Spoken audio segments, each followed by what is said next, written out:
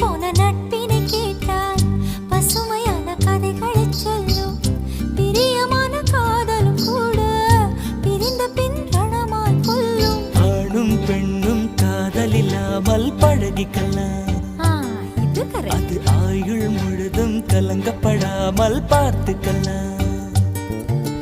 தோழா தோழா கனவு தோழா, தோழா தோழா தோள் கொடு கொஞ்சம் சாஞ்சுக்கணும்.